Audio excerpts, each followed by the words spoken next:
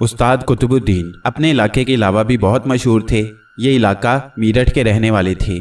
उस्ताद कुतुबुद्दीन लकड़ी चलाने, पट्टेबाजी, चाकूबाजी और कुश्ती के माहिर थे। उन्होंने एक उखाड़ा बनाया हुआ था और नौजवान लड़कों को वहां पर मश्क कराया करते थे। मोहल्ले के सारे लोगों को पता था कि उस्ताद के पास लड़के कुछ ना कुछ बेहतर ही सीख के आएंगे, इसलिए कोई वालिद उनको उस्ताद के पास आने से नहीं रोकता था। उस्ताद ने कभी किसी लड़के से कुछ नहीं लिया, हमेशा उन पर अपना खर्च किया। वो कहते, मैं बड़ा हूँ, तुमसे लूँगा, मैंने ये उखाड़ा देने को कायम किया है। अरे कमाई करना थी तो और बहुत काम थे, वो करता। अकेली जान हूँ, मर गया तो यही लोग कब्रिस्तान पहुँचा आएंगे और वो अपनी तमाम आमदनी उखाड़े पर खर्च करते। जो बच्चे बहुत गरीब थे उनकी माली मदद भी करते। उस्ताद के उखाड़े की धूम थी। उनकी कबड्डी की टीम हर जगह जीत कर आती थी। हर मेले में उनकी धूम थी। गोला मंडी के उस्ताद फकीर चंद ने भी उस्ताद कुतुबुद्दीन के मुकाबले में एक उखाड़ा कायम कर दिया था। यहाँ पर सब लड़के हिंदू थे। फकीर चंद पुराना उस्ताद था। उसके शागिर्द रामलीला के जुलूस में हर साल अपना हुनर पेश किया करते थे। लकड़ी चलाना, तलवारबाजी, पट्टे और सर्कस के करतब पेश किया करते थे और खूब दाद पाते थे। उस्ताद फकीर चंद हुनरमंद आदमी था। ये बात उस्ताद कुतुब भी जानते थे। मुसलमान के जोड़ में हिंदू फकीर चंद की मदद भी किया करते थे। फकीर चंद बाल बच्चेदार आदमी था। उसके अपने अखराजात थे। उखाड़े के अखराजात में से वो अपना भी पूरा करते थे और यही बात उनके शागिर्दों को पसंद न थी। वो कहते तो कुछ नहीं, मगर दिल में उस्ताद की इज्जत ज़रूर कम हो जाती और फिर कई साल गुजरने के बाद ये इज्जत कम होते होते उस्ताद फ़कीर चंद के उखाड़े में गिनती के सिर्फ चंद लड़के रह गए और एक वक्त आया कि उस्ताद फ़कीर चंद उखाड़ा बंद करके गांव चले गए। उस्ताद कुतुबुद्दीन ने अफसोस करते हुए कहा, लो जी, एक मुकाबले पर था, वो भी गया। इसके बाद भी बहुत हिंदुओं ने उखाड़े कायम किए। अच्छे कारीगर और हुनरमंद उस्ताद भी मुकर्रर हुए, मगर ये जोश कुछ दिन चला और फिर ठंडा हो गया। उस्ताद कुतुब अपनी रफ्तार से पुरखुलूस अंदाज में काम करते रहे। अंग्रेज सरकार ने यहाँ के हालात ही ऐसे कर दिए थे कि उनको फौज में जाने के सिवा कोई चारा न था। जो फौजी यहाँ पर भर्ती हुए उनको बहुत जल्द महाजों पर रवाना कर दिया गया और उनकी जगह फिर भर्ती कर ली। जो जवान महाज पर गया वो वापस शायद ही आया, और आया तो हाथ पैर वहीं छोड़कर आया। ये दौर उस्ताद पर भी बहुत भारी गुजरा। उखाड़े में कुश्ती करने वाले फौजी बैरकों में बंदूक चलाने लगे। उस्ताद के पास कोई काम न रहा, अब क्या करें। बड़े सोच विचार के बाद उन्होंने फैसला किया कि छोटे बच्चों को तरबियत दी जाए। अब उन्होंने 12 साल से छोटे बच्चों को उखाड़े में सिखाना शुरू कर दिया। शुरू में तादाद कम थी, मगर उस्ताद को सब जानते थे, उन पर भरोसा करते थे। उसी ज़माने में फौजी छावनी में फौज में बगावत की खबरें उड़ी। इसकी वजह यह बताई गई कि फौज को जो कारतूस दिए गए हैं उन पर चर्बी की एक तय होती है और ये चर्बी सूअर की है। मुसलमान फौजियों ने उसको इस्तेमाल करने से इनकार कर दिया। अंग्रेज ये कब बर्दाश्त कर सकता था कि एक गुलाम मुल्क का गुलाम बाशिंदा उसकी बात ना माने। ये बात बढ़ते बढ़ते इतनी बड़ी कि मुसलमान फौजी एकदम बागी हो गए। उन फौजियों में उस्ताद के शागिर्द सबसे आगे थे। वो इतना आगे बढ़े कि उन्होंने मीरठ छावनी के सारे अफसरों को मार डाला और बाकायदा मार्च करने दिल्ली की तरफ रवाना हुए। अब उनका नारा दिल्ली को एक बार फिर मुसलमान का पाया तख्त बनाने का था। मीरठ से दिल्ली तक वो लड़ते, शहीद होते। बड़ी मुश्किलात के बाद वो मीरठ से दिल्ली पहुंचे और लाल किला तक आए, मगर वो सफ़र से निढाल थे। उनको आराम का मौका नहीं मिला, पूरी तरह कमिक नहीं मिली और वो सब इस्लाम के नाम पर शहीद हो गए। उनका इंजाम जो कुछ हुआ, लेकिन वो 1857 की जंग आज़ादी का एक निशान ज़रूर छोड़ गए और उसी निशान पर नज़रें गाड़ कर मुसलमान आगे बढ़ते रहे। उस्ताद कुतुबुद्दीन के शागिर्दों का ये पहला कारनामा था। एक मोहल्ले के बहुत मामूली आदमी के किरदार ने यह कमाल किया था। उस्ताद की उम्र ज़्यादा हो रही थी, मगर इस पर भी उनकी मेहनत में कमी न थी। लड़के कम उम्र थे, उन पर मेहनत ज़्यादा थी, मगर उनकी लगन सच्ची थी, इसलिए खुदा ने उनको हिम्मत भी खूब दी थी। वो आज भी फजर की नमाज मोहल्ले की मस्जिद में अदा करते थे। उनके शागिर्द भी उनके साथ होते थे। फिर वो अपना रियाज शुरू करते थे और ये काम 8 बजे तक जारी रहता। शाम को 4 बजे उनका उखाड़ा फिर खुल जाता। उस्ताद की इस लगन का हिंदू को खूब पता था। वो जानते थे कि अगर यही हालत रही तो मुसलमानों का एक लड़ाका ग्रुप फिर तैयार हो जाएगा और मीरठ में ये हिंदुओं पर भारी पड़ जाएंगे। वो सर जोड़कर बैठ गए और उन्होंने भी एक उखाड़े की इब्तिदा कर दी। उसके अखराजात कई हिंदुओं ने अपने सर ले लिए, मगर ये सिलसिला ज़्यादा अरसा कायम न रह सका और बंद हो गया।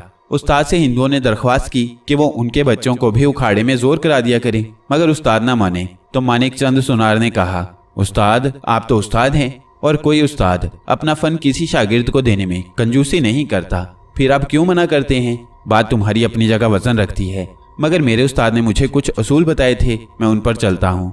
मैं जब अपने उस्ताद के उखाड़े में गया था तो उन्होंने मेरे बाप को कहा था कि लड़का अगर नमाज पढ़ता है और पाक रहता है तो मैं इसको अपना शागिर्द बनाऊंगा। मेरे उखाड़े का हर लड़का नमाज का पाबंद है और पाक रहता है, खड़े होकर पेशाब नहीं करता। अब तुम खुद गौर कर लो कि मैं किसी और कौम के लड़कों को क्यों नहीं आने देता। मानिक चंद के पास इसका कोई जवाब न था। वो खामोशी से उठकर चले गए। उस्ताद कुतुबुद्दीन को एहसास भी न हुआ कि उनकी खामोशी किसी तूफान का पेशगैमा है। मानिक राम मुसलमानों के सख्त खिलाफ थे। उस्ताद की बात उनको सख्त बुरी लगी थी, मगर उस वक्त वो पी गए और जुबान से उफ ना की, मगर अंदरूनी तौर पर वो हरगिज़ उस्ताद को माफ़ करने को तैयार न थे। फिर उन्होंने अपने जानने वालों पर नज़र डाली, कौन कौन उनका हमख्याल हो सकता है, और उनकी नज़र जगल किशोर पर गई और वो उनके पास पहुंच गए। जगल किशोर अनाज का काम करते थे। मंडी में उनकी दुकान थी। मानिक राम को देखकर बोले, आओ आओ मानिक राम, खूब आए, बड़े दिन के बाद दर्शन हुए। ये बात तो है, पर आदमी किसी के पास उस वक्त ही जाता है जब ज़रूरत पड़ती है। मानिक राम ने जवाब दिया। जगल किशोर बोले, ये बात तो तुम्हारी ठीक है, कहो मेरी क्या ज़रूरत पड़ गई। बात यह है किशोर जी कि इसको अपने तक रखना और सोचकर जवाब देना। मानिक राम बोले, तुम इसकी फ़िक्र ही ना करो, बेफिक्र होकर बात करो। जगल किशोर ने कहा, मीरठ में एक उखाड़ा है मुसलमानों का, उसको उस्ताद कुतुबुद्दीन चलाता है। उसके मुकाबले में हमने कई उखाड़े बनाए, पर उखाड़ा चंद दिन में बंद हो गया। मैंने सोचा चलो उस्ताद को ही लालच देकर राज़ी कर लूँ कि वो हमारे बच्चों को भी रियाज करा दिया करें, मगर उसने ऐसी बात कर दी कि मैं खामोशी से उसके पास से चला आया। जगल किशोर ने पूछा, आखिर उसने क्या बात कर दी थी। कहने लगा, मेरे उखाड़े का हर लड़का नमाज पढ़ता है, खड़े होकर पेशाब नहीं करता, तुम्हारे बच्चे तो ये नहीं करेंगे। और मैं जवाब दिए बगैर चला आया। लो बताओ, हमारे बच्चे ये सब क्यों करने लगे। इसका मतलब हुआ बड़ा कट्टर मुसलमान है उस्ताद, उसका बंदोबस्त तो किसी और तरह करना होगा। किशोर बोला, ये बताओ किस तरह करना होगा। मानिक राम ने पूछा, घी जब सीधी उंगलियों से ना निकले तो कुछ ना कुछ करना ही पड़ता है। जगल किशोर ने जवाब दिया, अरे वही तो पूछ रहे हैं, कुछ तो बताओ। मानिक राम बेचैनी से बोले, एक आदमी है, मैं पहले उससे मुलाकात कर लूं, उससे मशवरा कर लूं, फिर बताऊंगा। जगल किशोर ने जवाब दिया, जल्दी करो जो करना है, क्योंकि मुसलमानों के लड़के लकड़ी चलाने में और कुश्ती में बहुत आगे निकल गए हैं, और हम हैं कि रामलीला के मैदान में हुनरमंदों को जमा करके कुछ खेल तमाशे कर लेते हैं। दूबदू अगर हो जाए किसी से लड़ाई तो एक भी मैदान में नजर नहीं आएगा। मानिक राम फिक्रमंदी से बोले। अब जगल किशोर अपनी पहली फुर्सत में मिथिला रवाना हो गए। यहाँ पर उनकी ससुराल थी। खाने के बाद वो अपने साले से बोले, मैं एक ज़रूरी काम से आया हूँ, और काम यह है कि तुम कोई ऐसा आदमी बताओ जो मेरा काम कर सके। और जगल किशोर ने पूरी कहानी उस्ताद कुतुब की बयान कर दी और बोला, उसकी बंदिश करना है कि काम ना करे। अरे तो उसका कल्याण कराए देते हैं, ना होगा बांस ना बजेगी बांसुरी। गोवर्धन बोला, तुम आदमी बताओ, उससे बात करते हैं। तुम आराम करो, चिंता ना करो, मैं जाता हूँ उसके पास और बात करता हूँ, राजी हुआ तो साथ ले जाऊंगा। और गोवर्धन किसी के पास चला गया। दूसरे दिन उसने बताया, जीजा जी आओ जरा, दूर जाना है, टांगे पर चलेंगे। वो भवानी के मंदिर का पुजारी है और मंदिर दरिया के किनारे पर है। गोवर्धन बोला, चल ठीक है, जाना तो है, चाहे कितनी दूर हो। जगल किशोर चप्पल पैर में डालकर बोले, ये मंदिर और मंदिरों से जरा हटकर था। मिथिला मंदिरों का शहर कहलाता है, हर कदम पर यहाँ मंदिर हैं। मिथिला एक तीर्थ यात्रा है, पूरे हिंदुस्तान से यहाँ पर हिंदू यात्रा करने आते हैं। दोपहर का वक्त था। गोवर्धन ने दरवाजे पर मौजूद आदमी से कहा, पुजारी जी से मुलाकात करनी है, आओ मेरे साथ। पुजारी ने कह दिया था कि तुम आओगे तो उनके पास पहुंचा दूं। वो आदमी बोला, पंडित स्वामी रामदास बड़ा भारी भरकम पुजारी था, सर से गंजा था और माथा भी उसका निहायत फैलाव में था। माथे पर 3 खड़ी लकीरें पड़ी थी और उसके ऊपर ओम सुरख लिखा था। वो जमीन पर एक दरी पर बैठा था।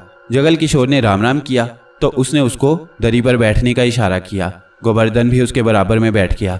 चंद मिनट खामोशी रही। फिर स्वामी दास ने पूछा, क्यों बालिक, कैसे कष्ट उठाया और तुम मीरठ से आए। जगल किशोर ने अपनी बात में वजन पैदा करने को कहा, स्वामी जी बात धर्म की आन पड़ी है, बतलाओ तो ऐसी भी क्या आन पड़ी है। स्वामी ने पूछा और जगल किशोर ने उस्ताद कुतुब की पूरी कहानी बयान कर दी। फिर बोले, बस तुम इतना कर दो कि उसका उखाड़ा बंद हो जाए। अरे हमारे बच्चे हुनरमंद ना हो तो उनके भी ना हो, हिसाब बराबर रहेगा। स्वामी ने गर्दन हिलाई और बोले, ये तो कोई बड़ी बात न है, हो जाएगा, पर खर्च करना होगा। अरे स्वामी जी तुम इसकी चिंता ना करो, वो सब तो हम करेंगे। जगल किशोर ने जवाब दिया, तो फिर तुम जाओ, आराम से बैठ के तमाशा देखो, देवी की कृपा से सब हो जाएगा। जगल किशोर ने उनके हाथ पर कुछ रुपए रख दिए और बोले, ठीक है स्वामी जी, आप मुझसे ज़्यादा जानते हैं कि काम कैसे बेहतर होगा। जगल किशोर वापस मीरठ आ गए और आते ही उन्होंने पूरी रिपोर्ट मानिकराम को दे दी और बोले, मैंने स्वामी जी की फीस पहली किस्त 50 रुपये उनको दे दिए हैं। तुम जानो मैं भी बाल बच्चेदार आदमी हूँ, मुझे खबर नहीं है, पर अब जो खर्च होगा वो तुमको देना होगा। करूँगा खर्च, तुम चिंता ना करो। मानिकराम बोले।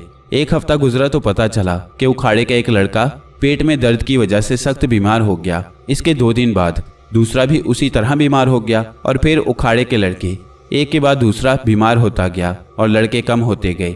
उस्ताद को फिक्र हुई। वो लड़कों को उनके घरों पर देखने जाते रहे। घरों पर लड़के ठीक थे, मगर जब उखाड़े की तरफ आते थे उनको तकलीफ होती थी। ये बात उस्ताद के लिए ज़रूर हैरत की थी, मगर वो इन मामलात में कोरे थे। उन्होंने इसका तज़किरा मौलवी रसूल खान से कर दिया तो वो बोले, ये मामला जादू टूने का भी हो सकता है। तुम ऐसा करो कि दिल्ली चले जाओ, वहाँ पर हकीम वकार के मतलब चले जाना, वो इसका हल तुमको बताएंगे और इंशाअल्लाह तुम कामयाब हो जाओगे। उस्ताद तो थे परेशान, फ़ौरन दिल्ली रवाना हो गए और उन्होंने अपनी परेशानी बयान कर दी। रोलुका ने कहा, आप फिक्र न करें, बीमारी की दवा भी है और अगर किसी की शरारत है तो भी उसका इलाज है। आप जाएं, मैं मीरठ में आपके पास आऊँगा। उस्ताद वापिस आ गए। 2 दिन के बाद रोलुका हकीम कामिल के रूप में उनके सामने था। रोलुका ने कहा, आइए उस्ताद, ज़रा अपना उखाड़ा तो दिखाइए। मकान की पिछली तरफ एक बहुत बड़ी खपरेल के नीचे ये उखाड़ा था। एक बड़ी जगह थी। वर्जिश करने के औजार, झूले और लाठियाँ, बलम, तलवारें और लड़ाई के औजार हर तरफ रखे थे। एक तरफ एक बड़ा सा उखाड़ा था, मगर कोई नहीं था। सब लड़के बीमारियों के डर से चले गए थे। रोलुका को अंदर आते ही अंदाज़ा हो गया था कि उस्ताद का शक दुरुस्त है। उसने उस्ताद से कहा, कुतुबुद्दीन साहिब, आप अब जाएं, मेरा यहाँ पर काम है। उस्ताद ने रोलुका की बात समझ ली और वापस चले गए। रोलुका ने दरवाज़ा बंद करके अपने खास कारिंदे को इशारा करके हुक्म दिया कि अब बाहर कोई नहीं जाएगा और उसने आवाज़ दी, आजा, तू जो भी है, और अगर ना आया तो मैं तुझे गिरफ्तार कर लूँगा। उसकी आवाज़ पूरे उखाड़े में गई, मगर कोई सामने ना आया। तो फिर दोबारा कहा, फिर कुछ ना हुआ। तो रोलुका बोला, आखिरी बार कह रहा हूँ। अभी उसकी बात पूरी हुई थी कि एक अजीबोगरीब जानवर नुमा इंसान या इंसान नुमा जानवर 4 हाथ पैरों बंदर की तरह चलता हुआ उसके सामने आ गया। उसके बदन पर कोई लिबास ना था और सख्त बदबू खारिज हो रही थी। उसका चेहरा काला था, आंखें लाल लाल अंगारे की तरह थी, धाना बड़ा था और 2 नोकीले दांत बाहर निकल रहे थे और उसके बंदरनुमा जिस्म से धुआं उठ रहा था। उस धुएं में बदबू थी। वो बड़ी भारी और भद्दी आवाज में बोला, अरे का हुक्म चलाए है? तू कौन है? क्यों आया है? तू कौन है? तेरी समझ में नहीं आया कि तुझे हुक्म देने वाला क्यों आया है? रोलुका ने कहा, सब जाने हैं, पर तेरी नहीं चलेगी। तू भी समझ ले, हम राजा हैं, राजा। वो बोला, तू कहाँ का राजा है ये तो बता। रोलुका बोला, हम राजा गिटानू हैं, देख नहीं रहा कि हमारे शरीर में सारे जहाँ के गिटानू भरे पड़े हैं। वो बोला। रोलुका बोला, तो इस उखाड़े में क्या कर रहा है? तेरा इन उखाड़ों ने क्या बिगाड़ा है? अरे तो हम का ये इंतजार करें कि ये बिगाड़ें तो हम कुछ करें? हमें जो हुक्म मिला है वो हम करेंगे। वो बोला, तेरा हाकिम कौन है, जरा ये तो बता। रोलुका ने सवाल किया। बतावे की ज़रूरत नहीं है, हम मौजूद हैं। वो बोला, बताएगा नहीं तो याद रख, तेरी भवानी और दुर्गा भी तेरा साथ नहीं देंगी। अरे जा, बड़ाया हुक्म चलाने वाला, काली मेरे साथ है। अरे पागल, पार्वती हिमालय पर चली गई, वो जवाब नहीं देगी, क्योंकि तेरी आवाज़ इस उखाड़े के बाहर नहीं जाएगी और तेरा गुरु जिसके कहने पर तू यहाँ है वो भी तेरी मदद नहीं करेगा। अगर समझ आ जाए तो ठीक है, और ना समझ आए तो फिर तैयार हो जा, मैं तेरा बंदोबस्त करता हूँ। राजा गिटानू ने अपनी बेसुरी आवाज़ में कई आवाज़ें दी, मगर मायूस होकर बोला, आज पहली बार ऐसा हुआ है कि गुरु ने और देवी ने जवाब नहीं दिया। जवाब इसलिए नहीं मिला कि अब तेरी ज़रूरत बाकी नहीं रही, तो उनके हाथ से निकल गया, अब वो तेरी मदद नहीं कर सकते। रोलुका ने बताया, ऐसा ही लगता है। तो फिर सुन, मेरे गुरु का नाम पंडित स्वामी रामदास है और वो मिथिला में रहता है। उसके हुक्म पर ही मैं कजरी बन से अपनी फ़ौज लेकर आया हूँ। इस उखाड़े को बर्बाद करना, इस घर को वीरान करना मेरा काम है, वो मैंने कर दिया है। अब उस्ताद का नंबर है, इसके बाद मैं फिर कजरी बन चला जाऊँगा। तेरे जाने के बाद तेरा उस्ताद फिर किसी और को लगा देगा। रोलुका बोला, नहीं, ऐसा नहीं होगा, मुझसे बड़ा वीर उसके कब्जे में नहीं है। मैं वापस जाऊंगा तो कोई इसलिए नहीं आएगा कि मैं पहले आ चुका हूँ। ये रीत भवानी की रीत है, इस रीत को कोई नहीं तोड़ सकता। गुरु भी इसकी पाबंदी करता है, और अगर तू वापस ना जा सका तो फिर तेरी तलाश होगी। रोलुका बोला, मुझे कौन तलाश करेगा? मैं सिर्फ देवी का गुलाम हूँ, और उसी की सिफारिश पर आया हूँ। आखिरी काम करके जाऊंगा वापस। वो बोला, अब जाने के बारे में मत सोच, तू इंसानों का दुश्मन है। तेरा जिंदा रहना इंसान के लिए सख्त खतरे की बात है। मुझे जाने से कौन रोकेगा? तू रोकेगा? तुझे पता है मेरी पीठ पर भवानी देवी का हाथ है। वो बोला, तुझ पर मुसीबत आई तो वो हाथ भी उठ गया। कोई तेरी मदद को आने वाला नहीं है। चारों तरफ देख, अपनी शक्ति की आंख से देख। तेरे चारों तरफ कौन है? तेरे जाने के सारे रास्ते बंद हैं। तू चूहे की तरह आया था और मैं तुझे इसी रूप में समुंदर की तह में दफन कर दूंगा। रोलुका बोला, मेरे करीब आने वाला खौफनाक बीमारियों में मुब्तला होता है। तू भी होगा और मर जाएगा। ठीक ना होगा। तूने मेरी शक्ति को देखा कब है? मैं बहुत खतरनाक चीज हूँ, मुझसे दूर रहना। अच्छा, अब देख क्या होता है। रोलुका ने एक इशारा किया तो एक बहुत बड़ा पिंजरा एन राजा गिटानो के सामने आ गया और राजा गिटानो उसमें बंद हो गया। उसके नजदीक कोई नहीं आया। पिंजरा बंद होने के बाद रोलुका बोला, देख, तेरे पास कोई नहीं आया और तू इस पिंजरे में बंद है। अब ये पिंजरा खुद तुझे समुंदर में ले जाएगा। तेरी सारी शक्ति समुंदर पी जाएगा और तू किसी समुद्री जानवर की गिजा बन जाएगा। वो पिंजरा हवा में बुलंद हुआ और नजरों से गायब हो गया और चंद रोज के बाद उखाड़ा फिर आबाद हो गया। कानन बाला जब पैदा हुई तो उसकी माँ को सख्त सदमा पहुंचा, क्योंकि वो तो लड़के की आस में थी। कानन बाला की बदनसीबी थी कि वो उस घर में पैदा हो गई जिस घर में पहले ही से 3 लड़कियां मौजूद थीं। बाप का कारोबार कच्चा कारोबार था। दिन भर उसका बाप राधे मिट्टी में अटा रहता था। उसके पास कई गधे भी थे। हर दूसरे रोज वो उनको लेकर जंगल की तरफ चला जाता और उन पर मिट्टी लाद कर ले आता। कानन बाला की माँ उस मिट्टी को जमीन पर डालकर उस पर पानी डालती और फिर लहंगा घुटनों तक चढ़ाकर उस पर कूदती रहती। दिन भर वो मेहनत करती थी। मिट्टी तैयार करना, उसमें से कंकर पत्थर अलग करना उसी का काम था। उसकी मदद को लड़कियां भी थीं, वो भी उसके साथ लगी रहती थीं। नीम के पेड़ के नीचे ये कार्रवाई होती थी। उसी साए में राधे के गधे भी बंधे रहते थे और उसी नीम के नीचे राधे का चाक भी था। ये एक सोराख था जिसमें लकड़ी डालकर घुमाया जाता है और फिर उस पर मिट्टी के लौंदे रखकर बड़ी हुनरमंदी से हांडी, सुराही, प्लेट, गिलास और दीगर चीजें बनाई जाती हैं। घर का हर फर्द मेहनत करता था। वक्त गुजर रहा था। राधे शाम का चाक घूम रहा था और कच्चे बर्तनों का इतना स्टॉक उसने कर लिया था कि अब उनको पक्का कर लिया जाए। अब उसने चाक में लकड़ी डालकर चाक घुमाना बंद कर दिया था और कुम्हारन ने भी मिट्टी पर कूदना बंद कर दिया था।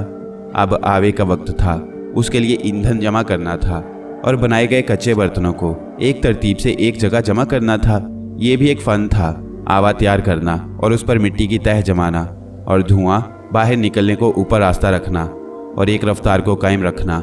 आग तेज हो गई तो बर्तन काले पड़ जाएंगे और कम रही तो पकेंगे नहीं। कुम्हार की हुनरमंदी ये है कि आवा से ज्यादा माल ठीक निकले।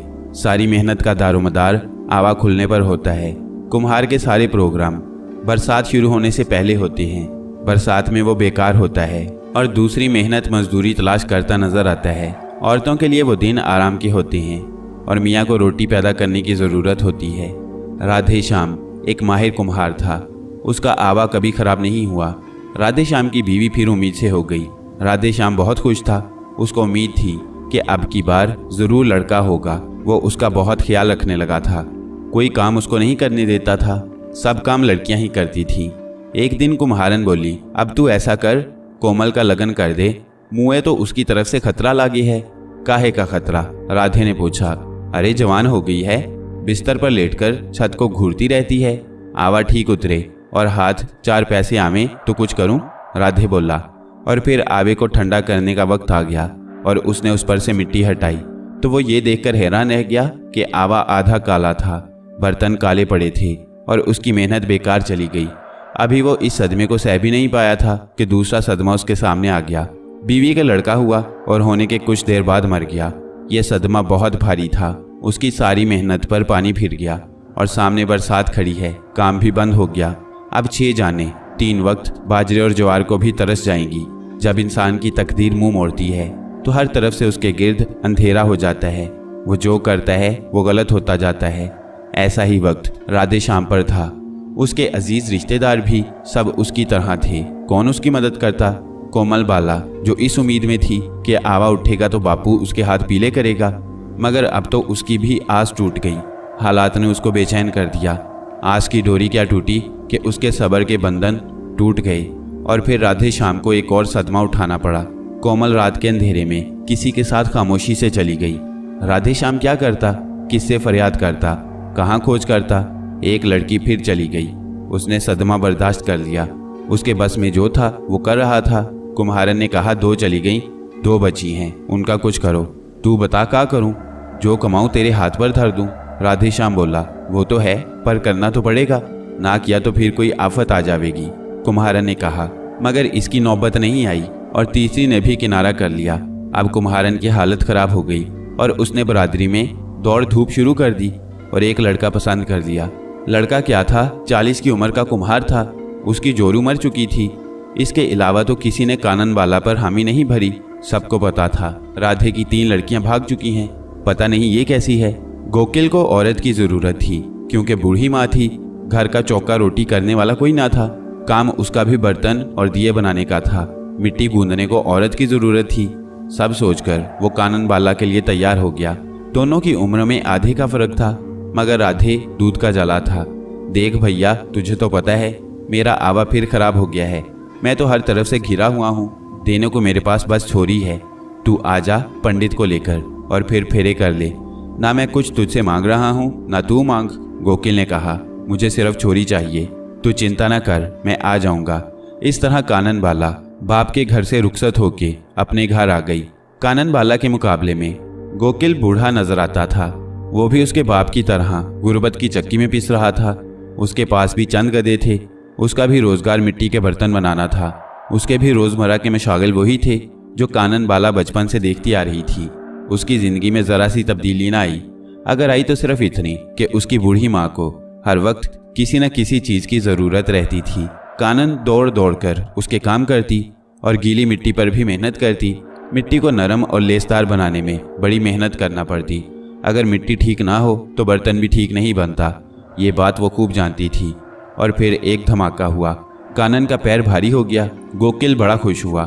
सास को पता चला तो वो भी निहाल हो गई। अरे गोकिल, तेरा नाम लेवा तो कोई हुआ? वो खुशी से बोली। ससुर ने सुना तो उसको भी बड़ी खुशी हुई। ये सब खुश थे और कानन भी खुश थी, मगर चुन्नी लाल बनिया खुश ना था। उसने कानन को कहा, देख रही, मुझे पता है ये बच्चा गोकिल का नहीं है। अरे वो तो ससुरा बेकार है। उसकी पहली जोरू भी मर गई पर कुछ ना हुआ। मैं कहता हूँ तू इसको निकाल दे। मेरी औलाद तेरे घर में पैदा हो और वो उसका बाप कहलाए। मुझे हरगिज ये पसंद नहीं है। ये तो पहले सोचने की बात थी। अब तेरे हाथ कुछ नहीं रहा। और सुन, ज्यादा चपड़ चपड़ करेगा तो तेरी पूरी बरादरी को बता दूंगी तेरे करतूत की कहानी। कानन बोली, अरे मरवा देगी, तू ऐसा ना करना वरना मेरा हुक्का पानी बंद हो जाएगा। चुन्नी घबरा कर बोला, तो फिर अपनी जुबान बंद रख और मेरा खर्चा देता रह। ले, तूने तो और बोझ लाद दिया है मुझ पर। चुन्नी परेशान हो गया। वो रोज चुन्नी की दुकान पर गुड़ चावल और ज़रूरत की चीज़ें लेने जाती थी। चुन्नी उसको बड़ी ललचाई हुई नज़र से देखा करता था। चुन्नी के दिल में क्या था उसको अंदाज़ा हो गया था। और ठीक 9 महीने के बाद कानन ने एक लड़के को जन्म दे दिया। अंधी सास ने टटोल टटोल कर देखा और दुआ दी और गोकिल के तो पैर ही ज़मीन पर ना रहे। हर तरफ उड़ा उड़ा सारी बरादरी को खबर कर आया। उसके घर में बहुत अरसे के बाद खुशी आई थी। इसके बरक्स चुन्नी लाल परेशान था। वो दुकान पर सोचों में डूबा था। गाहक आ रहे थे। वो उनको कम ज्यादा सौदा दे रहा था। गुड़ की जगह दाल और दाल की जगह मिर्च दे रहा था। उसका दिमाग ठिकाने पर नहीं था। उसके दिमाग की सुई एक मुकाम पर अटक गई थी। मेरा बेटा शूदर के घर में है, मैं क्या करूं? कौन उसकी बात मानेगा और वो किस तरह कहेगा? अब तो जिंदगी भर का रोग है, मैं क्या करूं? क्या इस कुम्हारन को मार डालूं? बच्चे को मार डालूं? मगर बच्चे का क्या कसूर है? मैं अपनी औलाद को कैसे मारूंगा? उसकी समझ में कुछ नहीं आ रहा था। जब कुछ समझ ना आया तो उसने दुकान बंद कर दी और घर चला आया। बीवी ने देखा तो बोली, क्या बात है, जल्दी आ गए? चुन्नी लाल तो उसकी शक्ल से बेजार था। बोला, तुझे क्या, जल्द आऊं कि देर से आऊं? तू चढ़ती रह और धरती पर बोझ बढ़ाती जा। बीवी हंसकर बोली, लगता है किसी से लड़कर आ रहे हो। अच्छा, ये भैंस के दांत अंदर कर, मैं परेशान हूँ और तू दांत दिखा रही है। क्या परेशानी है बताओ तो? वो उठकर बैठ गई। तेरे बताने की नहीं, तू चुप कर और 2-4 रोटियां और खा ले। चुन्नी लाल बोला। दूसरे दिन गोकिल का बाप मर गया। कानन ने सुख का सांस लिया। गोकिल ने बाप का क्रियाक्रम कर दिया। तीसरा दिन ठीक गुजरा। रात को बुढ़िया चंगी भली सोई और सवेरे नहीं उठी। गोकिल ने जाकर देखा तो पता चला कि वो तो रात को किसी वक्त मर चुकी थी और उसकी लाश अकड़ गई थी। गोकिल और कानन को दोनों के मरने का ज्यादा गम ना था। मगर बरादरी में ये बात फैल गई कि जो बच्चा पैदा हुआ है वो घर के लिए भारी है, अब देखो किसको खाता है। और फिर यही बात पूरे इलाके में गर्दिश कर गई। अब तो गोकिल को अपनी फिक्र पड़ गई। गोकिल तो खुद निरा जाहिल आदमी था, लोगों की बातों से डर गया। सुन ले, अब तेरा नंबर है। अरे बच्चा कोई बच्चा है, अरे खा जाएगा। आते ही दादा दादी को साफ कर गया। लोगों ने गोकिल को इस कदर डरा दिया कि वो उस बच्चे से डरने लगा, उससे दूर दूर रहने लगा। कानिन बाला तो बिस्तर पर पड़ी थी, मगर 2 दिन के बाद उठ गई। आखिर उसके सिवा कौन था जो घर का चूल्हा चक्की करता? उसके अलावा गोकिल का हाथ कौन बटाता? 3 दिन गुजरे थे कि गोकिल के पास एक साधु आ गया। उस साधु के बदन से बदबू के भभके उठ रहे थे। साफ सुथरा तो गोकिल भी ना था, मगर उस गंदे साधु के मुकाबले में तो साफ ही था। साधु ने आते ही कहा, तेरा बहुत बुरा वक्त आने को है। गोकिल उसके आने से बेजार था, बोला, अरे तो अब कौन सा ठीक है? 2 मर गए और 2 को और मारेगा। साधु बोला। अब जरा गोकिल के कान खड़े हुए, बोला, क्या कह रहे हो महाराज? ठीक कह रही हैं, और सुन, हम महाराज नहीं हैं, अब ना कहना ये लफ्ज। साधु बोला, तुम किसके मरने की बात कर रहे हो, ये तो बताओ। गोकिल ने पूछा, तेरे बाप को उस बच्चे ने आते ही निगल लिया, माँ को ना छोड़ा, अब तेरी घरवाली और तेरा नंबर है, ये तुम क्या कह रही हो? गोकिल डर कर बोला, ठीक कह रही हैं, तेरे सितारे गर्दिश में हैं, ये तेरा बच्चा नहीं है, एक राक्षस का है, ये तेरे सारे घर को डकार जाएगा और तू इसका कुछ ना कर सकेगा। साधु ने कहा, पर मेरा दोष क्या है? ये मेरे साथ ऐसा क्यों हो रहा है? दोषी तो है बच्चा। साधु ने कहा, तुम बताओ मेरा क्या दोष है? गोकिल ने पूछा। यह बच्चा तेरे घर आया, पर जिस तरह आया वो तो गलत रास्ता था, और जो चीज़ गलत तरीके पर आए उसके मनहूस होने में क्या शक है? इसने आते ही हाथ साफ कर दिया है और आगे की तैयारी पर है। अरे महाराज, तुम तो डराए दे रहे हो।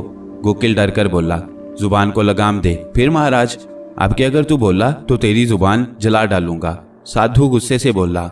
गोकिल सहम कर और हाथ जोड़कर बोला, माफ कर दो साधु जी, बस आदत सी हो गई है, गुलामी करते करते पोर पोर में ऐसे ही शब्द भरे हैं, इसी कारण मैंने माफ कर दिया है। सुन, बस तेरी जिंदगी के दिन कम हैं, जिस दिन उसका वार चला तुझे साफ कर देगा, यही तो तुझे बताने आया था। अरे साधु जी, कुछ उपाय बताओ, मैं क्या करूं? तो इस बच्चे को खुद से दूर कर दे, इस घर से दूर कर दे, यह जहां जाएगा वहां बर्बादी करेगा। साधु ने कहा, मगर किस तरह करूं? ये घरवाली कब दूर रहने देगी? गोकिल बोला, ये सोचना तेरा काम है। और साधु चला गया, मगर गोकिल के लिए नई फिक्र छोड़ गया। आदमी को सबसे प्यारी अपनी जिंदगी होती है, वो जिस हाल में हो जिंदा रहना चाहता है। तो फिर गोकिल को भी अपनी जिंदगी अजीज थी। वो इसी सोच में गधे पर बैठा मिट्टी लेने जा रहा था कि सामने से एक भैंसा आ गया। वो बिगड़ा हुआ था और उसके नाक से सूं सूं की आवाजें आ रही थी। उसने आते ही गधे को टक्कर मारी। उस पर गोकिल सवार था। टक्कर इतनी जोर की थी कि गधा जमीन पर गिर गया और गोकिल भी गिरा, मगर उसको चोट नहीं आई। गधा जमीन से न उठ सका और मर गया। अब तो गोकिल को पूरा यकीन हो गया कि मौत उसके ताक़ुब में है और वो उस बच्चे से जान छुड़ाने की तरकीबें सोचने लगा। मगर कानिन इस कदर उस बच्चे से मोहब्बत करती थी कि 1 मिनट खुद से जुदा नहीं करती थी। बड़ी मुश्किल से उसने हिम्मत की और चाक पर बैठकर बोला, देख कानन, जो चीज़ अपनी ना हो और साथ रहने वाली ना हो, उससे ज़्यादा प्रेम बढ़ाना ठीक नहीं है। कानन बोली, मैं किससे प्यार बढ़ा रही हूँ?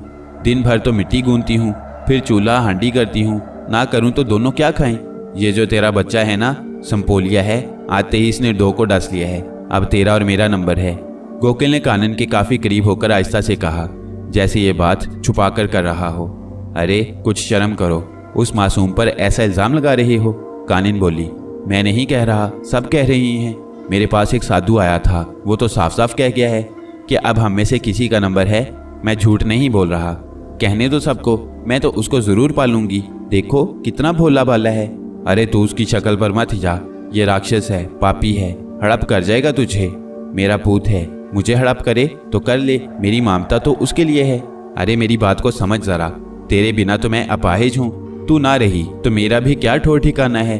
कुछ गौर कर, ये ना भी हुआ तो भगवान और बंदोबस्त कर देगा। गोकिल बोला, तुम किस भूते पर कह रहे हो? जरा अपनी तरफ देखो तो। बस अब मेरी जुबान और आगे मत खुलवाओ। कानिन बोली। गोकिल जरा ठंडा पड़ गया और बोला, मैं तेरी खातिर ही कह रहा था, बच्चे का क्या है, और हो जाएगा, पर तेरा होना जरूरी है। और अगर मैं मर गया तो जरा गौर कर, तेरा क्या होगा? भगवान की सौं कटी पतंग बन जाएगी, हर कोई लूटने की कोशिश करेगा। गोकिल बोला, लेकिन कानन ना मानी। 1 महीना गुजर गया और फिर एक हादसा हुआ। गोकिल और कानन सोए रहे और रात में बच्चा गायब हो गया। सवेरे पता चला कि बच्चा कानन के पहलू में नहीं है। कानन हुला गई, हर तरफ तलाश करने लगी, मगर बच्चा होता तो मिलता। गोकिल भी तलाश करता रहा और कानन की गालियां सुनता रहा। पूरे इलाके में यह खबर मशहूर हो गई। सब हैरान हुए। किसी ने कहा, अरे वो तो था ही भला, अच्छा हुआ चला गया। किसी ने कहा, अरे वो पूरे इलाके पर बोझ था, अच्छा हुआ चला गया। हर जुबान पर अलग अलग बातें बनी, मगर किसी के दिल में उसके लिए हमदर्दी ना थी। कानन से कुछ काम ना हुआ, सारा दिन रोती रही। गोकिल घर में ना आया। वो जानता था कि कानन भरी बैठी है, उसकी टांग खींच लेगी। पूरी रात गुजर गई। कानन को नींद न आई, रोती रही। गोकिल कोठरी के बाहर पड़ा रहा। गोकिल ने सोचा, चलो जान छूट गई। कानन तो उसको छोड़ती नहीं, भगवान ने खुद उसको गायब कर दिया। अब ये इत्मीनान तो है कि मौत मेरे पीछे नहीं आ रही। वक्त गुजरता रहा। कानन को पूरी तरह यकीन था कि गोकिल उसकी गोद नहीं भर सकता, और बहुत दिन से वो चुन्नी लाल की दुकान पर भी नहीं जा रही थी। मामला उधार का भी था। हर दुकानदार उधार देता नहीं था और चुन्नी लाल उधार देने को तैयार रहता था। असल के साथ सूद भी खूब वसूल करता था। आखिर वो अपनी ख्वाहिश को रद्द न कर सकी और एक दिन सवेरे ही चुन्नी लाल की दुकान पर चली गई। कोई और उधार लेने वाला होता तो चुन्नी लाल उसको धुतकार देता, मगर वो कानन को देखकर मुस्कुराने लगा और उसके सामने बहुत से मनाजिर फिल्म की तरह आने लगे। कानन बोली, कुछ मुंह से तो फूटो, बस दांत दिखाई जा रहे हो। तुझे देख के हैरान हूँ, तू तो जरा नहीं बदली, कुछ और ऊपर चढ़ गई है। तेरी नज़र में गड़बड़ है। मैं का ऊपर जाऊंगी? कानन बोली, कोई चीज़ की ज़रूरत है तो बोल, मैं तेरा हुक्म सुनने को बेचैन हूँ। चुन्नी लाल बोला, आज का बात है, बिछा जा रहा है ज़मीन पर। कानन बोली, तूने मेरी घरवाली देखी है? नहीं देखी तो सुन। भूरी भैंस देखी है? बस यूं समझ ले कि आदमी का गुजारा भैंस के साथ किस तरह होता होगा। चुन्नी लाल बोला। कानन जोर से हंस पड़ी। उसके बदन में हंसी ने कई बल डाल दिए। अच्छा, अब काम की बात कर और मेरा सौदा बांध दे। कानन बोली, अरे अभी ले, पर यह बता शाम आवेगी? चुन्नी लाल ने पूछा। मन हुआ तो आ जाऊंगी। कानन सुकड़ कर बोली। गोकिल को अब तक पता न था कि कानन बाला का फिर किसी से राब्ता हो गया है। वो तो इस बात पर खुश था कि घर में राशन पूरा पूरा भरा रहता है। दुनिया की हर औरत औलाद के मामले में अकल से नहीं सोचती, जज्बात से सोचती है। कानन जिस माहौल और मुआशरे की औरत थी, उसके लिए पाप और पुण्य सब बराबर था। बड़ी जात की हिंदू बरादरी ने उनका एहसास लूट लिया था। उनको हर कोई दबा सकता था, उनकी हर अच्छी चीज़ को ज़बरदस्ती ले सकता था। उनकी फरियाद पर कोई कान नहीं धरता था। कानन की सोच ने उसको एक रास्ता दिखाया था। उसमें उसकी ज़रूरत भी पूरी होती थी। आखिर उसकी ज़रूरत पूरी हुई, मगर उसने इस दफ़ा यह अक्लमंदी की कि चुन्नी लाल को हवा तक नहीं लगने दी, क्योंकि वो जानती थी कि वह हरगिज़ बर्दाश्त नहीं करेगा। 4 महीने गुजारने के बाद उसने गोकिल को कहा, मुझे गांव पहुंचा दे, अब के मैं वहीं पर रहूंगी और छुट्टी के बाद तुम आ जाना। गोकिल बोला, अरे इसकी क्या ज़रूरत है? नहीं, मैं जाऊंगी, यह जगह मेरे लिए भारी है। कानन ने अपना फैसला सुना दिया। गोकिल तो बेदाम गुलाम था। बोला, ठीक है, तेरी जो मर्जी, और उसको गांव छोड़ आया। चुन्नी लाल ने 2-4 दिन इंतज़ार किया और फिर शाम को दुकान बंद करके गोकिल के पास उसके घर आ गया और बोला, अरे कहा तेरी घरवाली बीमार हो गई है, आई नहीं दुकान पर? गोकिल हाथ जोड़कर बोला, नहीं लाला जी, बीमार तो ना ही हुई है, पर गांव गई है अपने मैके। चुन्नी लाल हैरान होकर बोला, हैं, ऐसी क्या ज़रूरत पड़ गई उसको? बात यह है लाला जी कि वो माँ बनने वाली है और ये जगह उसके लिए भारी है, इसलिए चली गई। गोकिल ने कहा। अब लाला जी चुन्नी लाल कानन की होशियारी समझ गए, भिन्नाकर बोले, और जो उधार ले रखा है उसका क्या होगा? वो तो जब आवेगी तो हिसाब करेगी। गोकिल बोला, सारी ब्याज अदा करनी पड़ेगी। और चुन्नी लाल गुस्से में बुड़बुड़ाते वापस मुड़ गए और फिर एक नई फिक्र उनको लग गई। लो जी, फिर वही पुरानी आफत आ गई। पहले वाला तो गायब हो गया, अब और नया आने को है। मैं तो निरा गधा हूँ, मेरी समझ में हर बात देर से आती है। उस ससरी को देखकर ना जाने मुझे क्या हो जाता है। चुन्नी लाल के दिमाग में फिर एक चक्की चल पड़ी, मगर उस चक्की के बंद करने का स्विच उसके पास नहीं था। वक्त का परिंदा सफ़र करता रहा और 6 महीने के बाद कानन गोद में लड़का लिए वापस आ गई। गोकिल ने लड़के को देखा तो उसके पांव ज़मीन से उठ गए और वो फिर उड़ा उड़ा सबको खबर कराया। गोकिल अपनी दुनिया में खुश था। उसकी खुशी इसलिए थी कि वो ना समझ था, कम जानता था। गहरी और दूर की बातें उसकी समझ में नहीं आती थीं। कम जानना भी कुछ अच्छा ही होता है। जो ज़्यादा जानता है वो बहुत जल्द परेशान हो जाता है। गोकिल की चाहत कुछ और बढ़ गई थी। कानन का हुक्म तो वो पहले भी मानता था, मगर अब तो उसने उसको रानी बना दिया था। सब काम खुद करता था। कानिन करने लगती तो वो रोक देता और खुद करता। बच्चा बड़ा हो रहा था। कानिन उसको ले जाकर चौक के सुराख के पास बैठ जाती और गोकिल चाक के सुराख में लाठी फंसाकर उसको घुमा देता और बर्तन बनाने लगता और खुद ही दौड़ दौड़ कर मिट्टी के लौंदे उठाकर लाता, जो कि वो पहले ही तैयार कर लेता था। बल्कि ये काम कानिन का था और उसको ज़रा थकन का एहसास ना होता। कानिन मुस्कुराती रहती और बच्चे को खिलाती रहती, मगर चुन्नी लाल के हृदय में अग्नि ने बसेरा कर लिया था। उसकी सेहत दिन ब दिन गिरती जा रही थी। अंदर की बेचैनी, करब अब उसके चेहरे पर भी नजर आता था। उसकी चिड़चिड़ाहट ने उसकी दुकानदारी पर भी असर डाला था। घर पर तो वो था ही परेशान। बीवी को देखकर उसका दिमाग घूम जाता था। उसका वजन बढ़ता जा रहा था और चुन्नी लाल का घटता जा रहा था। इस बेचैनी और अंदरूनी करब में आखिर वो बीमार पड़ गया। दुख ऐसा था कि किसी पर जाहिर भी नहीं कर सकता था। किसी वैद्य और हकीम की दवा उस पर असर न करती थी और आखिर उसका अंत हो गया। चुन्नी लाल लाला मर गया। कानिन ने सुना तो बोली, सुना है लाला मर गया? गोकिल ने जवाब दिया, तेरी तरफ उसका कुछ बाकी था? कानिन बोली, बाकी तो बहुत है, लेकिन मैं उसको दूंगी नहीं। उसकी बेवा को दे देना, क्या बुराई है? कानिन बोली, उसका और मेरा हिसाब था, मर गया, हिसाब खत्म हुआ। तुम इस मामले में कुछ ना बोलो। मैं तो बस ऐसे ही कह रहा था, गोकिल ने कहा। बच्चा अब खड़ा होने लगा था और कानिन भी गोकिल के साथ काम करने लगी थी। गोकिल उसको मना भी करता था, मगर वो खुद अपनी आदत खराब करना नहीं चाहती थी। वक्त का क्या भरोसा, कल को सब कुछ खुद करना पड़े तो फिर आदत ना होने पर कुछ ना कर सकेगी, क्योंकि गोकिल की उम्र अब इस काबिल न थी कि वो इतनी मेहनत करे। मगर वो हस्बे आदत और खुशी में ये सब करता था। मगर अंदर के हालात तो कानिन ज़्यादा जानती थी। वो अभी बूढ़ी ही न थी और उसकी सेहत भी अच्छी थी। आज भी राह चलते जवान उसको चोर नज़रों से देखा करते थे और उन नज़रों ने उसको यकीन दिला दिया था वो अब भी पुरकशिश है। मगर उसने अपनी तवज्जो सिर्फ अपने बच्चे पर रखी थी।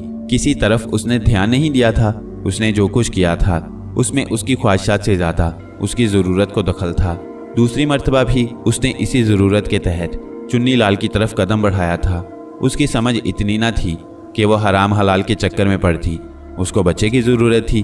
उसके अंदर ममता का जोश था, मगर औलाद न थी।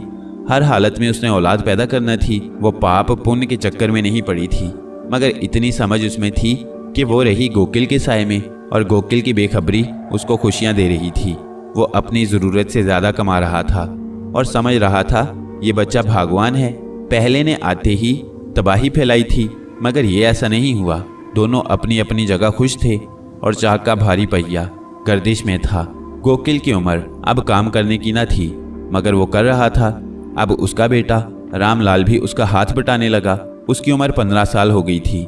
मोहब्बत और माँ की खसूसी तवज्जो की वजह से वो उम्र से बड़ा नजर आता था। दरिया के किनारे बहुत कदीम मरकट है। रात का अंधेरा था। दूर दूर किसी जानदार का नामो निशान नहीं था। एक निहायत टूटा फूटा जमीन पर 4 फुट ऊंचा चबूतरा लबे दरिया बना हुआ था और उस पर 2 साए आमने सामने बैठे थे। एक साया बोला, कल सवेरे इस स्थान पर एक चिता जलाई जाएगी और वो चिता 101 होगी। मेरे सौभाग्य कि तुझे आखिरी जाप करने को यह स्थान मिलेगा और मेरे सौभाग्य कि मेरा चेला सबसे खतरनाक शक्ति हासिल करेगा। रात गुजर रही थी। हर तरफ हू का आलम था। साया फिर बोला, मैंने तेरी पैदाइश के इंतजार में बहुत इंतजार किया था। वो घड़ी जिस घड़ी तुझे पैदा होना था मेरे पर्दे में मौजूद थी कि तू अपने बाप का नहीं, तेरी माँ शूदर है। उसने तुझे इसी तरह पैदा किया है जिस पर तू पैदा होने के बाद आज एक बहुत बड़ी शक्ति का मालिक है। पर आज तक उस शक्ति को तू इस्तेमाल नहीं कर सका है, क्योंकि अभी तेरे पास इसकी इजाज़त नहीं है। पर याद रख, आज के बाद तुझे इजाज़त मिल जाएगी। लोग जिसको जादू कहते हैं वो मंत्र है शक्ति हासिल करने का। हमारी शक्ति का मरकज़ हमारा महागुरु है।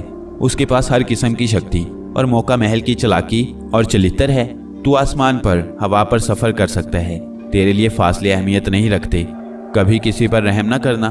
तू जितना बेरहम और सफाकी दिखाएगा, तेरा दर्जा महागुरु के नज़दीक ऊंचा होता जाएगा और तेरी शक्ति अपरंपार होती जाएगी। तेरे पास अंदरूनी राब्ते हैं जिसके लिए आंख की बेनाई की ज़रूरत नहीं होती। तेरा इल्म तेरे अंदर, तेरी नस नस में मौजूद है, तेरे खून में मौजूद है, तेरे बदन में गर्दिश कर रहा है। तुझे कहीं नहीं जाना। तेरी विद्या बताएगी, क्योंकि तूने उसकी मांग पूरी की है। तूने 20 इंसानी जानों की बलि दी, मगर उस पर भी मैं ये कहूँगा कि सारा इल्म एक तरफ और कुव्वत फैसला एक तरफ। मौके की नज़ाकत देखकर कभी राह फरार भी इल्म है। नापतोल जरूरी है। नापतोल की गलती भी सब करे कराए पर पानी फेर देती है। दुनिया में ना मालूम कितनी और शक्तियां मौजूद हैं। कई दफ़ा तेरे सामने नई नई बातें आएंगी। उनसे हाथ मिलाने से पहले नापतोल कर लेना, फिर आगे बढ़ना। और इसके बाद महागुरु का पहला सबक, फरेब धोखा आगे रखना। इसके बाद बाकी दूसरी शक्ति काम करेगी। यूं समझ ले कि ज़मीन हमवार करने में तेरा पहला वार कामयाब हुआ तो दूसरा भी ज़रूर कामयाब होगा। तुझे पुरस्कार दुनिया की पुरस्कार ताकत इसलिए दी गई है कि तू महागुरु के मिशन को आगे चलाएगा।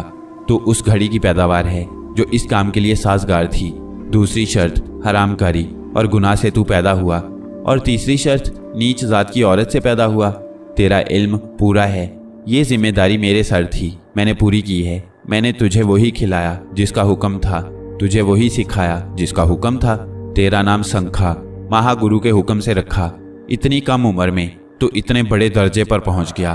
शंखा के मुकाम पर पहुंचने की हसरत हर कोई करता है, मगर कितने हैं जो पहुंचे। तेरे नसीब कि तू अमली जिंदगी में आते ही ये रुतबा पा गया है। ऐसा शायद अब तक नहीं हुआ, मगर तुझ पर खास नज़र महागुरु की है। अब आगे तेरा काम है कि तू महागुरु को कितना खुश करता है। ये वो मुकाम है जहाँ से मैं तेरी खुराक हासिल करता था। दुनिया की नज़र में ये जगह वहशतनाक है। लोग दिन में भी आते घबराते हैं, मगर तेरे लिए इससे बढ़कर कोई जगह नहीं है। ये दुनिया की हसीन से हसीन जगह से अच्छी है, इसलिए कि इस जगह तुझे ताकत मिलती है। आत्माओं के झुरमुट में तू राजा बना रहता है और तेरी खुराक उन आत्माओं के शरीर हैं। आज की रात तेरे पास आखिरी रात है। कल से तू अकेला होगा और अपना आखिरी जाप करेगा, और फिर गुरु तुझे इजाज़त देगा और तू इस दुनिया में अपना काम करेगा, वो काम जो महागुरु को खुश करे। मैं तेरे करीब नहीं आऊँगा, पर तुझे सारे फैसले खुद करना होंगे। अब रात का सफ़र ख़त्म होने को है और मेरा आखिरी उपदेश भी ख़त्म हो रहा है। तेरा नाम शंखा है, सिर्फ शंखा, ये बात याद रखना। और सूरज की पहली किरण के साथ ही उस चबूतरे पर दोनों साए नहीं थे। शंखा का आखिरी जाप पूरा हुआ और उसने आखिरी बलि एक कंवारी कन्या की दी और उसके गोश्त को 3 दिन में खा गया। वो इंसान की नस्ल में था, मगर ज़्यादा आदतें इंसानी नहीं थी। उसकी ज़रूरतें भी इंसानी नहीं थी। उसने किसी अनाज को अब तक नहीं खाया था, किसी फल को नहीं चखा था। उसके जिस्म पर बड़े बड़े बाल थे और चेहरा भी अजीब तरह का था, और दांत भी बड़े बड़े थे, हाथ पैर भी बड़े बड़े, और कद 7 फुट था। उसको देखकर इंसान न जाने क्यों खौफ में मुब्तला हो जाता था। उसकी खुराक सिर्फ गोश्त था, इंसानी गोश्त, जो कि उसको बहुत पसंद था। वो ना मिले तब वो किसी भी गोश्त से अपनी भूख मिटा लिया करता था, मगर उसके खाने की कोई तरतीब नहीं थी। जब और जिस वक्त उसको ज़रूरत पड़ती थी वो पूरा करता था। उसकी पहली मंजिल वो मुकाम था जहाँ पर उसको जन्म देने वाली उसकी माँ थी।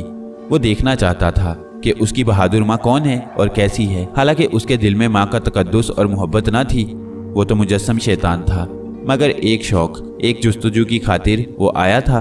वो नीम के पेड़ की जड़ के पास एक सतून की तरह खड़ा था। दरवाज़ा बंद था, अभी सब सो रहे थे। फिर दरवाज़ा खुला और एक निहायत बूढ़ा आदमी, जिसके बदन पर सिर्फ एक पुरानी धोती थी, वो खांसता हुआ बाहर आया और उसकी नज़र उस हैबतनाक का दावर शख्स पर पड़ी तो वो डर कर चौंक पड़ा। डर के मारे कोई बात उसकी ज़ुबान पर ना आई और सिर्फ एक दफ़ा उस शख्स को देखा। फिर खुद ब खुद उसकी नज़रें झुक गईं। शंखा ने एक कदम आगे बढ़ाया और भारी रोबदार आवाज़ में बोला, तेरा नाम गोकिल कुम्हार है। गोकिल ने गर्दन हिलाकर इकरार किया। वो बोला, तू मरा नहीं अब तक? शंखा ने पूछा। ये तो भगवान की मर्जी है। गोकिल में मुश्किल बोला, तेरी मर्जी ये है कि तू कल मर जाए। बोल, तेरी क्या मर्जी है? शंखा ने पूछा। मेरी क्या मर्जी? मरना तो है। अगर 15 साल पहले मरता तो दुख होता कि मेरी चिता को कौन अग्नि देगा, पर अब कोई दुख नहीं, मेरा बेटा मेरी चिता को अग्नि देगा। गोकिल बोला। शंखा ये सुनकर हंस पड़ा। उसकी हंसी में भी तंज था। फिर बोला, तू निरा गधा है। पूरी उम्र गुजर गई पर जरा अकल ना आई। तेरी कोई औलाद नहीं है, तेरे नाम का ठप्पा लगा है। तेरे दोनों लड़के तेरे नहीं हैं, दोनों चुन्नी लाल के हैं। तू झूठ कहता है, मैं नहीं मानता। तू कौन है, तू ये बता। गोकिल हिम्मत करके बोला, मैं वही हूँ जो तेरे घर से चला गया था, जिसको तू अपना बेटा समझता था। मगर मैं तेरा कब था कि यहाँ रहता? मैं तो उस औरत को मिलने आया हूँ जिसने मुझे जन्म दिया। कितनी बहादुर औरत है कि उसने मुझे पैदा किया और फिर मैं ना रहा तो फिर उधार ले आई और उधार देने वाला मर गया। मैं गलत और नाजायज़ हूँ। हाँ, मैं नाजायज़ हूँ। गोकिल की आवाज़ डर के मारे बंद हो गई थी। वो गिरता पड़ता कोठरी के अंदर चला गया उसके जाते ही एक जवान औरत बाहर आई। उसने उस तवील कामत और खतरनाक शख्स के आदमी को देखा तो बोली, क्या बात है, कौन है? उस आदमी ने गौर से औरत को देखा तो बोला, अरे वाह, तू तो बहुत अच्छी है, बड़ा गोश्त है तुझ में, और तेरा घर वाला तो अब जाने वाला है। ए औरत, मुझे देख और गौर कर, फिर बता मैं कौन हूँ। कानन ने उसकी शक्ल की तरफ कई बार देखा पर कुछ समझ नहीं आया तो बोली, मुझे समझ नहीं आ रही, तू कौन है? अगर तू समझ जाती तो तेरी मुआफ़ी हो जाती, मगर अब तेरी मुआफ़ी नहीं होगी। अब मैं बतलाता हूँ कि मैं कौन हूँ। मैं वही हूँ जिसकी खातिर तू चुन्नी लाल के पास गई थी और जिसको तूने अपनी छाती से दूध पिलाया। कानन ने हैरत से उसकी बातें सुनी और वो ममता की मोहब्बत के ज़ेरे असर उसकी तरफ बढ़ी, मगर शंखा ने उसको हाथ के इशारे से रोक दिया और बोला, वहीं खड़ी रह, मेरे करीब मत आ। मेरे करीब किसी पवित्र रिश्ते की पहचान नहीं, मैं मर्द हूँ और सिर्फ औरत को जानता हूँ। कानन ये सुनकर पानी पानी हो गई। कैसी गंदी और अनहोनी बात उसने सुनी। बड़ी हिम्मत करके बोली, तूने बड़ी गंदी और घिनौनी बात इतनी आसानी से अपनी जुबान से निकाल दी। कुछ तो शर्म कर। मेरी शिक्षा और तालीम में कोई बात गंदी नहीं, क्योंकि मैं तो गंदगी की पैदावार हूँ और परवरिश भी गंदगी में हुई। मैं गंदी चीज़ों को शौक से खाता हूँ। सड़ा गोश्त और उसकी बू मेरे लिए सबसे अच्छी चीज़ है। शंखा बोला, लगता है तू राक्षस बन गया है, तेरा धर्म नष्ट हो गया है। धर्म की बात ना कर, धर्म के ठेकेदारों ने तुझे क्या दिया है? जिस धर्म की वो बात करती हैं उसमें क्या रखा है? एक को गुलाम, एक को मालिक किसने बनाया है? ये सब उन्हीं के काम हैं। अपने भले को धर्म के कानून बना दिए हैं। अरे तू तो उस कुएं से पानी नहीं भर सकती जिस पर उनका कब्जा हो। तू धर्म की बात मत कर। क्या तुझे और ना जाने कितनी औरतों को ये धर्म के ठेकेदार रोजाना इस्तेमाल नहीं करते, और उन पर धर्म के दरवाजे फिर भी खुले हैं और तुझ पर बंद हैं। कानन बोली, मेरे पास क्यों आया है जबकि मेरा तेरा कोई नाता नहीं रह गया है? मैं उस बहादुर औरत को मिलने आया था जिसने मुझे पैदा किया, मगर तुझे सुनकर यकीन नहीं आएगा कि मेरे ख्याल में एक बूढ़ी कमज़ोर और बदशक्ल का नक्शा था, मगर तू ना तो बदशक्ल है, ना बूढ़ी है और ना कमज़ोर है। मुझे ये देखकर हैरत हो रही है मगर खुशी भी है। तेरा दूसरा बेटा कहाँ है? उससे नहीं मिलवाएगी? आखिर मेरा भाई है। मैं उसको कुछ नहीं कहूँगा। तेरा घर वाला कल मर जाएगा, उसका क्रियाकर्म कर ले, फिर मैं आऊँगा और तेरे बारे में फैसला करूँगा। और वो चला गया। उसके जाने के बाद भी कानन वहीं खड़ी रही। उसका जिस्म सुन्न हो गया था, पैरों पर खड़ा नहीं हुआ जा रहा था। गिरने को थी कि खुद ही जमीन पर बैठ गई। उसके कानों में अब तक उस इंसानुमा जानवर की आवाज़ें आ रही थीं। दिमाग में आंधियां चल रही थीं। आंखों के सामने गोल गोल दायरे बन रहे थे और वह उन दायरों में बुरी तरह उलझ गई थी। कोकिल कब उसके पास आकर बैठ गया उसको कुछ पता ना चला, और कितना वक्त गुजर गया कुछ अंदाजा ना था। और गोकिल ने एक मिट्टी के प्याले में उसके हाथ में पानी दिया और बोला, भूल जा उस राक्षस की बातें, मुझे तो कोई पागल लगता था। कानन ने प्याला मुंह से लगाया तो ऐसा लगा जैसे गर्म तवे पर पानी डाल दिया गया हो। उसको पानी की इस खासियत का अंदाजा पहले ना था। जरा उसके औसान बहाल हुए तो वो बोली, नहीं, वो पागल ना था, वो वाकई मेरा बेटा था। मगर ऐसा बेटा मैंने कब सोचा था? तुमने उसकी बातें नहीं सुनी? कितनी गलीज और गंदी बातें मेरे लिए करता था। कोई बेटा माँ के लिए ऐसी बातें नहीं करता। मैंने सब सुना है। वो खुद को गंदा कहता था। अब तू बता, क्या उसकी बात सच है? गोकिल बोला। कानी ने गर्दन दोनों घुटनों में डाल दी और बोली, ये सच है। गोकिल उठकर खड़ा हो गया और बोला, तो फिर मैं कल मरने को तैयार हूँ। अब मुझे जिंदा रहने का कोई हक नहीं है। मेरी जिंदगी वो राक्षस नहीं ले रहा, तू ले रही है। मेरा खून तेरी गर्दन पर होगा। और फिर वो एक गधे पर बैठकर एक तरफ चला गया और कोई नहीं जानता कि वो कहाँ गया। कानन को अपनी जिंदगी की फिक्र न थी। फिक्र ये थी कि वो माँ के पवित्र रिश्ते को भ्रष्ट न कर दे। उस बदनीयत और राक्षस की निगाहों में उसने हवस की लकीरें देख ली थी। शैतान को खुश करने को वो कुछ भी कर सकता था। अब मैं क्या करूं? कौन मेरी मदद करेगा? कोई उसकी मदद करने नहीं आया। और दूसरा दिन गुजरते ही वो आ गया और आते ही बोला, तेरा कसम तो गया। मैंने कहा था ना कि कल मर जाएगा। उसकी आत्मा फिरती होगी जंगल में। मैंने कहा था तेरे बेटे को कुछ नहीं कहूँगा, तो मैंने उसको छोड़ दिया है। मगर तुझे मैं नहीं छोड़ूंगा। मुझे तेरी ज़रूरत है, और अगर तूने मना किया और कुछ चरित्र दिखाने की कोशिश की तो तेरा बेटा भी गोकिल के पास चला जाएगा। गौर से सुन, मेरा नाम शंखा है और मेरी शक्ति अपरंपार है। दूर दूर मेरी टक्कर का जादूगर नहीं है। मैं वो कर सकता हूँ जो किसी ने आज तक नहीं किया। ऐ औरत, तेरे नसीब अच्छे हैं कि तू अब तक जिंदा है। मैं मर्द और तू औरत है। मेरा धर्म यही है। तेरे धर्म में अगर कुछ और है तो मैं उसको नहीं मानूंगा। करूँगा वही जो मेरे धर्म में है। तू उठ जा और चल मेरे साथ। मर्जी से ना चली तो गैर मर्जी से जाना होगा, फिर तेरे लिए मुश्किलात और ज्यादा होंगी। कानन ने इस तरह उसकी तरफ देखा जैसे बकरी कसाई को देखती है, मगर कसाई उस पर जरा गौर नहीं करता और छुरी की धार तेज करता रहता है। फिर वो खड़ी हो गई और बोली, चल मैं तैयार हूँ, पर मेरे बेटे को कुछ ना कहना। तूने अगर उलटफेर ना किया तो कुछ नहीं कहूँगा, अगर गड़बड़ की तो तेरी बोटियां बना बना के खा जाऊंगा और उसके बाद तेरे बेटे का नंबर होगा, क्योंकि मुझे सबसे ज्यादा जवान गोश्त खाने का शौक है। चल मेरे आगे आगे। कानन आगे चली। अभी चंद कदम चली थी कि उसकी आंखें खुद ब खुद बंद हो गई। उसको ऐसा लगा जैसे वो जमीन पर नहीं है, हवा में उड़ रही है। चंद मिनट के बाद ही उसका ये हवाई सफर खत्म हो गया और वो एक वीरान इलाके में खड़ी थी। उसके चारों तरफ ऊंचे ऊंचे पहाड़ों की दीवारें थी और उन पहाड़ों की रंगत काली थी। किसी पहाड़ पर जरा भी सब्जा ना था। गर्म हवाएं जिस्म को जलाए दे रही थी। पहाड़ों के दरमियान बहुत बड़ा मैदान था। सनखा ने एक तरफ इशारा किया और चलने लगा। कुछ कदम के बाद एक दरवाजा नजर आया। दरवाजे पर कोई नहीं था। वो उसके अंदर चला गया। कानन भी उसके साथ चलती रही। कुछ कदम के बाद गार नुमा सुरंग में अंधेरा हो गया और वो चलता रहा, मगर ज्यादा नहीं चले थे कि वो एक बहुत बड़े हॉल में पहुंच गए। उस हॉल की छत बहुत ऊंची थी और ऊपर परिंदे उड़ते नजर आ रहे थे। उस हॉल के चारों तरफ बड़े बड़े कमरे थे। उन दरवाजों पर कवाड़ थे। हॉल में ठंडी हवा आ रही थी, मगर बाहर जाने का रास्ता सिर्फ वही रास्ता था जिस पर चलकर वो यहाँ तक आए थे। सनखा उसको लेकर एक कमरे में गया। वो कमरा निहायत साफ सुथरा और उसमें जरूरत की हर चीज मौजूद थी। कानन ने जिंदगी में ऐसा कमरा और ऐसी सजावट नहीं देखी थी। सनखा बोला, मैं पूरे का पूरा गंदा हूँ, पर तेरे लिए मैंने ये इंतजाम किया है। तूने जिंदगी भर मेहनत की है, मिट्टी धूल में गुजारी है। तू यहाँ मौज कर। तू अकेली नहीं है। हर कमरे में तेरी तरह औरतें मौजूद हैं, पर किसी को इजाजत नहीं है कि कमरे से बाहर आएं। मेरा हुक्म सिर्फ एक होता है, गलत करने की यहाँ पर जरा सी गुंजाइश नहीं है। कोई पहरेदार नहीं है, पर तेरी हर हरकत मेरी नजर में रहेगी। मैं नहीं हूँ यह हरगिज ना समझना, क्योंकि मेरा नाम सनखा है। यहाँ का मैं मालिक व मुख्तार हूँ और ये जगह दुनिया की निगाहों से बहुत दूर है। इन पहाड़ों के ऊपर खतरनाक जानवर हैं, यहाँ कोई नहीं आ सकता। तेरे लिए वक्त पर तेरा भोजन और पानी आ जाएगा। मैं सनखा जादूगरों का बादशाह हूँ। और वो अपने भारी कदमों से चलता हुआ वापस मुड़ गया। कानन की पूरी जिंदगी मेहनत करते गुजरी थी। उसने ऐसा खूबसूरत कमरा और उसमें पड़ा पलंग कब देखा था। दीवारों पर कुछ पत्थर काटकर तस्वीरें बनाई गई थी। वो उनको देखने लगी और फिर खुद ही शर्म से उसने गर्दन झुका दी। उसने बेशक जिस किस्म की जिंदगी गुजारी थी, उसने इखलाकी कदरों को बुरी तरह पामाल कर दिया था, मगर बेटे की मोहब्बत और ममता मजबूर कर रही थी कि वो उसके साथ आ जाए। वो एक कमजोर बेबस औरत थी, उसके मुकाबले में आघोरी था। उसका सारा वक्त मुर्दों के मरघट पर गुजरता था।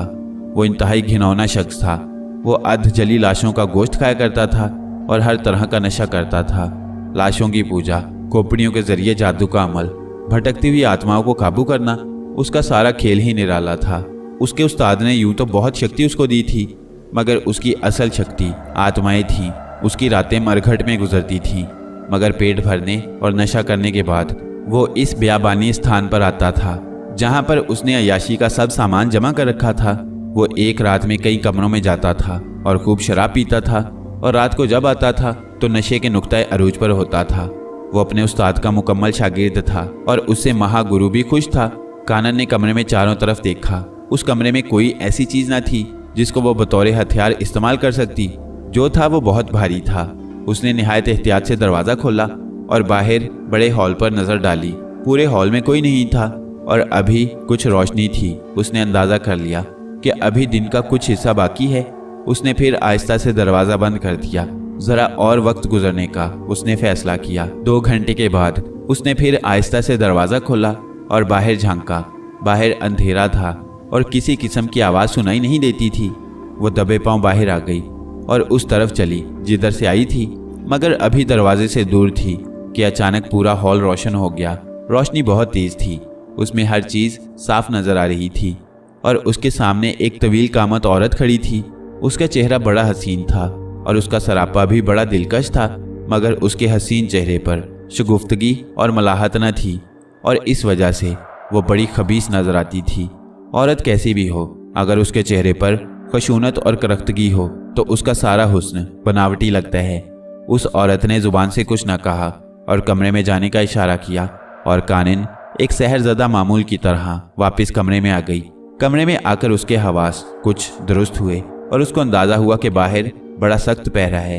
वापस जाना इतना आसान नहीं है जितना उसने सोचा था। ज़्यादा देर नहीं गुजरी थी, दरवाज़ा खुला और एक औरत बहुत बड़ा थाल लेकर अंदर आ गई। उस थाल पर एक और थाल ढका हुआ था।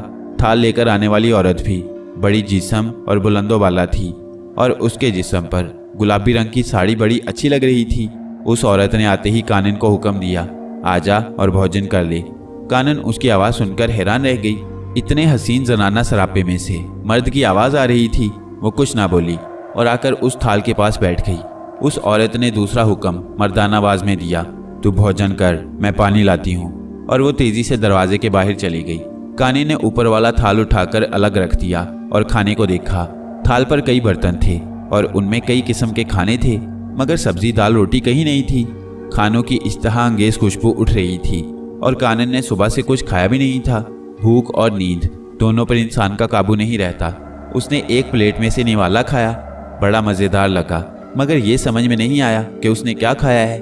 फिर उसने दूसरी प्लेट को चखा और उसको भी मज़ेदार पाया, मगर उसका मज़ा ज़रा और था। जिंदगी भर उसने दाल साग खाया था, ऐसे निराले खाने उसने कब खाए थे। और फिर वो बड़ी बेसब्री से खाने लगी और तमाम प्लेटें साफ कर दी। खाने के बाद उसको बड़ी तवानाई का एहसास हुआ। दरवाज़ा खुला और खाना लाने वाली औरत अंदर आ गई और एक बड़ी सी सुराही में पानी और एक कटोरा ले आई और अपनी मर्दाना आवाज़ में बोली, तेरा पेट भर गया या कुछ और लाऊं? कानिन ने इशारे से मना कर दिया तो वह फिर बोली, पानी रखा है, पी लेना। और बर्तन बड़े थाल में रख कर ले गई और दरवाज़ा फिर बंद हो गया। पेट भर गया तो फिर कानिन के सोचों ने सर उभारा। ये कैसा खाना था? मैंने क्या खाया मुझे नहीं पता। इसका मज़ा कैसा निराला था। अब मैं क्या करूं? शायद वो राक्षस आ ही जाए, मगर मेरे पास तो अपने बचाव के लिए कुछ नहीं है। इससे ज़्यादा वो ना सोच सकी और उस पर गनूद की तारी हो गई। उसने बहुत कोशिश की कि वो ना सोए, मगर ये बात उसके इख्तियार में न रही और वो सो गई। मगर दिमाग में बिजलियां कौंध रही थीं। वो अगर अपने हवास में होती तो शायद बड़े से बड़े खतरे में कूद पड़ती, मगर वो बेबस पड़ी थी और बड़ी बेचारगी से आने वाले वक्त का इंतजार कर रही थी। आसमान पर एक कड़ाका हुआ। शैतान ने जोर का कहकहा लगाया और उसने खुशी में अपने चेले के दर्जे में एक और इजाफा कर दिया। शैतान की मर्जी पूरी हो गई, मगर ईश्वर उस समय ऊपर बैठा मुस्कुरा रहा था। सुबह उस खाना लाने वाली औरत ने उसका नाश्ता लाकर रख दिया और बोली, अब उठ जा, कब तक पड़ी रहेगी और नाश्ता कर ले। लगता है तुझ पर ईश्वर की कृपा है। मेरी समझ से बाहर है कि ऐसा क्यों कर हुआ। रात में तेरी जगह मेरी दुर्गत बनती रही। ये खाना कैसा होता है? अच्छा लगता है, मगर समझ में नहीं आता है कि क्या है। वो औरत हंस पड़ी और बोली, मत जान, यही तेरे लिए अच्छा है। कानन ने हैरत से फिर पूछा, ऐसा क्या है? वो औरत जोर से हंस पड़ी। उसकी हंसी भी अजीब थी। कानन बोली, मैं पूछ रही हूँ और तू हंस रही है। औरत की हंसी एकदम रुक गई और उसने मर्दाना आवाज में कहा, जो तू खाती है गोश्त है, इंसानी बच्चों का गोश्त। सब यही खाते हैं। जिस पर गुरु मेहरबान होता है उसको बालिकों का गोश्त मिलता है, बाकी सबको बड़ों का। मगर तू अचंभा है, गहरा राज है जो कि मेरी समझ से बाहर है। क्या क्या कहा? इंसानी गोश्त? उसके पेट में मरोड़ होने लगी। वो चाहती थी कि उसको क्या हो जाए, मगर उसका चाहा पूरा ना हुआ और उस पर फिर गनूदगी तारी होने लगी और वो बिस्तर पर लेट गई। वो औरत चली गई। कुछ देर बाद उसके हवास वापस आए और वो उठकर बैठ गई। चंद मिनट के बाद वो उठी। उसने सुराही से कटोरे में पानी निकाला और मुंह तक लाई। फिर ख्याल आया कि पता नहीं ये क्या है, पानी है कि कुछ और। मगर उसको उस वक्त पानी की ज़रूरत थी। हलक में कांटे पड़ रहे थे। उसने पूरा पानी पी लिया। पानी पीते ही फिर उस पर गनूदगी तारी हो गई और वो सो गई। कितनी देर सोई पता नहीं कि उसको खाना लाने वाली औरत ने जगाया और बोली, उठ जा, शाम हो रही है और रात की तैयारी कर और गुरु को खुश कर। मैं क्या तैयारी करूं? कानिन ने पूछा। वो औरत बेहयाई से बोली, तूने अपने खसम को किस तरह खुश किया था? कानन बोली, तू बड़ी बेहया है, इस तरह की बातें करती है। औरत बोली, पता नहीं क्यों मुझे तुझ पर दया आती है। हम तो हैं ही अभागन, ईश्वर तुझ पर दया करे और ऐसा ही हो जैसा हो रहा है। कानन ना चाहते हुए भी उसकी बात मानने पर मजबूर थी और फिर उसके साथ वही होने लगा। कोई अनजानी कुव्वत उसे एक कोने में बिठा देती और उसकी जगह खाना लाने वाली औरत मौजूद होती। उस वक्त वह सब कुछ देखती रहती, लेकिन जुबान उसकी गुंग होकर रह जाती। एक लफ्ज भी उसकी जुबान से न निकलता। सनखा का किसी एक शहर में ठिकाना नहीं था। वो छल्लावे की तरह हर उस शहर में पहुंच जाता जहां उसकी ज़रूरत पूरी होती। उसकी पहली ज़रूरत इंसानी गोश्त था। ये ना सिर्फ उसके लिए बल्कि स्थानवासियों के लिए भी था। वो जानता था कि इंसान कहाँ मिलेंगे। जिन लोगों की मुआशरे में अहमियत नहीं होती वो उन लोगों को अपने इल्म के ज़रिए काबू करता, किसी ऐसे पर हाथ ना रखता जिसकी तलाश हो सकती हो। वो बड़ा होशियार शिकारी था। हजारों इंसानों को उसने स्थान पहुंचाया था। दूर दराज के गांव के मासूम इंसान उसका निशाना होते थे। हिंदुस्तान बहुत बड़ा मुल्क है। कश्मीर से राजकुमारी तक इंसान का जंगल है। अनाज की पैदावार घट रही थी और इंसानों की बढ़ रही थी। गुर्बत और अफलास हर तरफ नजर आता था। उन हालात में सनखा के लिए इंसानी गोश्त हासिल करना क्या मुश्किल था। उसकी शैतानी ताकत उन अगवाशुदा लोगों को बेयाबान स्थान पर पहुंचा दिया करती थी।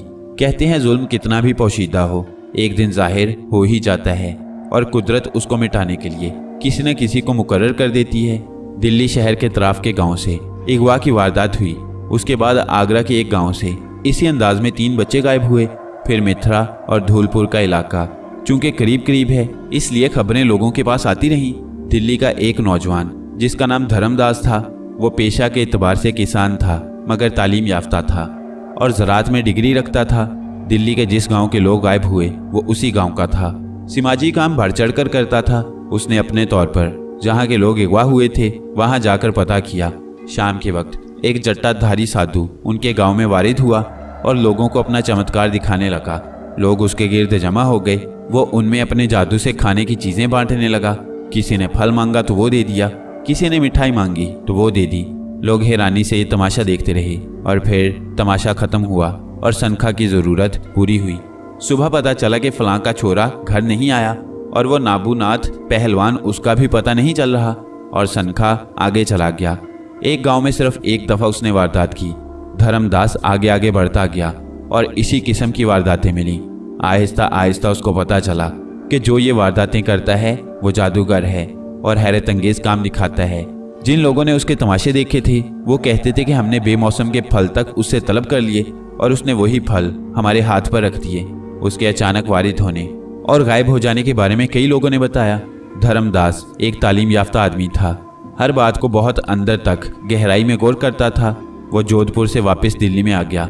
वो समझ चुका था कि वही शख्स है जो अगवा करता है, मगर मैं उसका कुछ ना कर सकूंगा। इसलिए ज़रूरी है कि कोई ऐसा आदमी हो जो उसके जादू टूने का तोड़ कर सके। दिल्ली में वो सिर्फ एक आदमी को जानता था और वो थे हकीम वकार। दिल्ली आते ही वो उनके पास आ गया और बोला, हकीम साहब मैं मरीज़ नहीं हूँ। मरीज़ मेरी और आपकी नज़रों से दूर है। मैंने भी उसको नहीं देखा। हैरत है। और उसका मर्ज़ क्या है? हकीम वकार ने सवाल किया। ये ज़रा तवील कहानी है, आप इजाज़त दें तो सुनाऊं? हकीम वकार बोले, मैं समझ गया, ज़रा इंतज़ार करें। हकीम कामिल आने वाले हैं, फिर सुनाएं। धर्मदास ने अब तक जो हुआ था और जो उसने कोशिश की थी वो सब रोलुका और हकीम साहब के सामने बयान कर दी। रोलुका ने पूरी बात सुनकर कहा, तुमने अपने तौर पर जो कोशिश की वो वाकई काबिल दाद है। ऐसा इस दुनिया में बहुत कम लोग करते हैं। तुम ये बताओ, अगवाशुदा किसी शख्स को कोई लाश या वो किसी भी हालत में मिला है? नहीं हकीम साहब, आज तक अगवा होने वाला शख्स वापस नहीं आया। मैं जहां तक गया हूं यही सुना है। धर्मदास ने जवाब दिया, तब तुम जाओ, तुमने अपना फर्ज पूरा कर दिया।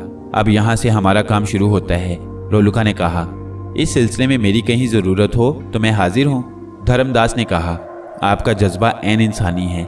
अगर हर आदमी इंसान बन जाए और तुम्हारे अंदाज में सोचे तो इस दुनिया के बहुत से मसले खुद ब खुद हल हो जाएं, मगर ऐसा नहीं हो रहा। सब अपने अपने मुफाद में लगे हुए हैं। सब अपना दुख देख रहे हैं और उसको सुख में बदलने के लिए दूसरों को दुख दे रहे हैं।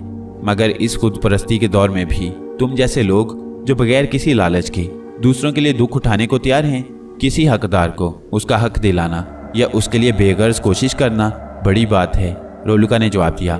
धर्मदास बोला, हकीम साहिब ये कोई जादुई चक्कर मालूम होता है।